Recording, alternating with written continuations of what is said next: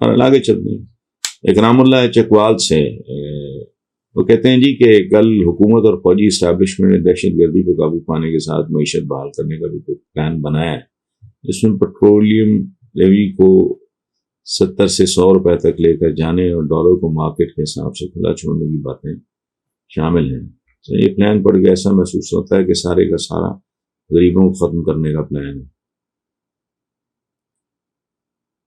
ہر بار غریبوں کو ہی قربانی کا بکرا کیوں ہے؟ اس کی وجہ یہ ڈیزرو کرتے ہیں، ان کے ساتھ یہی ہونا چاہیے۔ یہ پڑھے لکھے متمول لوگوں میں اس طرح نہیں ہوتا، جب تک سورج چاند رہے گا بھٹو تک دکھے بات ہے، شیر آیا تو فلانا آیا تو میاں نے مچا دی ہلچل۔ کیڑی ہلچل؟ وہ ہلچل تو ایون فیلڈ ہے، اربوں روپے کی ایک پراپرٹی صرف جو سامنے ہے، پھر بھی اگر شرم نہ آئے لوگ پیچھے بھاگے پھریں تو ان کے ساتھ یہی ہونا چاہیے، ٹھوڈے پڑنے چاہیے۔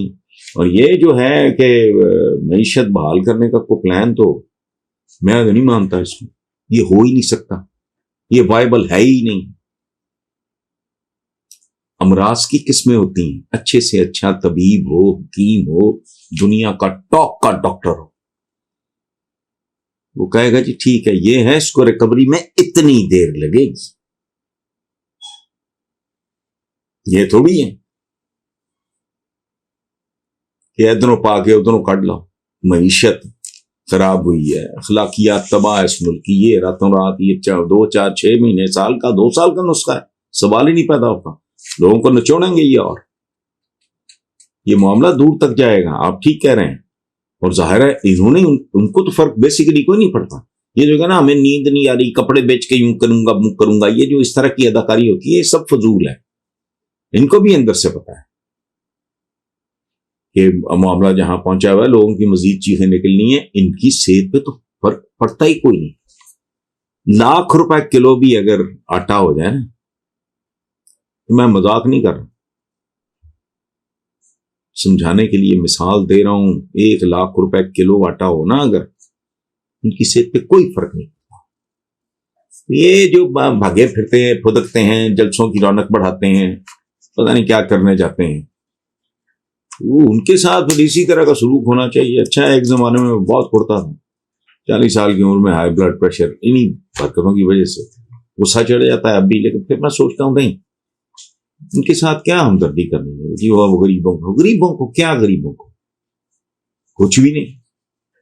یہی ہیں جنہوں نے چمٹایا ہوا ہے ملک کے ساتھ ان چونکوں کو، مسلسل خون پی رہے ہیں، اور وہ لگے ووٹ ان کو میاں دن نعرے بجن کے۔ تو اب شکر ہے، مجھے لگ رہا ہے اب لوگوں کو ہوش آ رہی ہے، اگر تو ہوش مندی کا ثبوت دیتے ہیں ٹھیک ہے، ورنہ جو ہوتا ہے ان کے ساتھ ہونے میں۔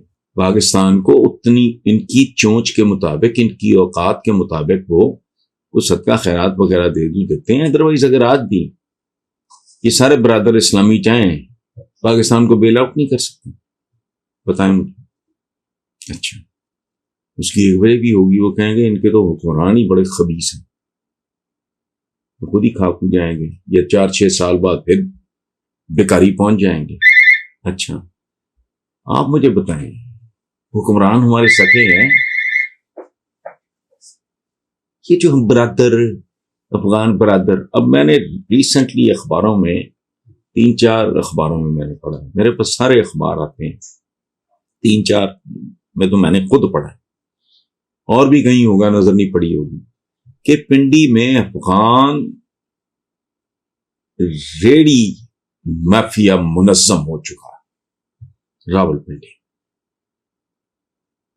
اسی طرح ہر شہر میں اسلحے کی ان کے پاس کمی تھی۔ جو پاکستانیوں کے ساتھ انہوں نے کیا ہے، پتہ نہیں یہ یو اے ای کے کسی ملک میں کرکٹ کا میچ تھا، یہ پتہ نہیں کیا کچھ طرح، آپ کو یاد ہوگا، مجھے چونکہ کھیلوں سے دلچسپی نہیں ہے، دل دکھا میرا جب میں نے سنا اور اس کی جھلکیاں بھی دیکھی ٹی وی۔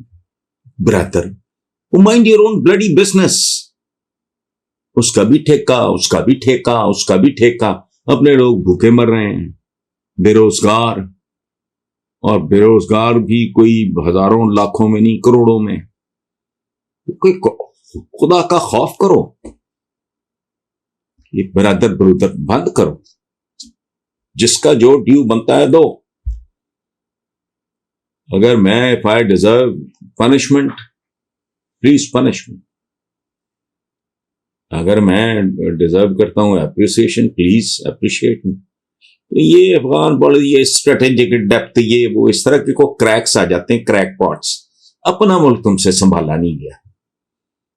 بندہ پوچھے 25 سال نہیں نکالے، آدھا ملک جاتا رہا. اسے کہتے سکوت ڈھاکہ. بھی سکوت ڈھاکہ کس بات کا؟ ڈھاکہ تو سلامت ہے، بنگلہ دیش کا کیپٹل ہے. بنگلہ دیش ہر اعتبار سے ہم سے بہتر. جب علیحدہ ہوئے ان کی پاپولیشن زیادہ تھی، آج ان کی کم ہے، انہوں نے وہ بھی کنٹرول کر دی. زر مبادلہ کے ذخائر ان کے بہتر ہیں، مطلب لٹریسی ریٹ ان کا ہم سے بہتر ہے. کون سا شعبہ ہے جس میں بنگلہ دیش ہم سے بہتر نہیں ہے؟ مجھے یہ بتا دیں. ٹھیک آپ ساری دنیا کا. وہ فلسطین کہاں؟ فلسطینی لڑکے ہمارے ساتھ پڑھتے رہے ہیں بھائی ایک زمانے میں، میں جانتا ہوں بہت اچھی طرح. نیو کیمپس میں ایک زمانے میں کوٹا شوٹا ہوتا تھا ان کا کوئی، اور تھوک کے حساب سے ان میں سے ایک دو کے ساتھ ہماری دوستی بھی تھی، لیکن موسٹلی وہ کیسے تھے اب چھوڑیں جانے نے. تو یہ ایمی جو کچھ ڈرامے یہ حکمران ایلیٹ کرتی ہے، یہ وارداتی ہے جو ڈرامے کرتے ہیں، فلانا ہے ٹمکانا. بھئی اپنا ایک آدمی کے اپنے بچے اگر بھوکے ہوں، اسکولوں سے ان کے نام خارج ہو چکے ہیں، اپنے بوڑھے باپ یا ماں کو وہ دوائی نہ دے سکتا ہو، ڈاکٹر کو نہ دکھا سکتا، وہ چوتھے کزن پہ.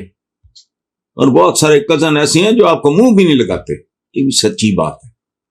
اس لیے یہ اپنا ان کو میرٹ پہ ٹریٹ کرو، ختم. ان کی مہمان نوازیاں اور فلانا، اس میں ان کے موٹیوز ہوتے ہیں، میں آئی انڈرسٹینڈ.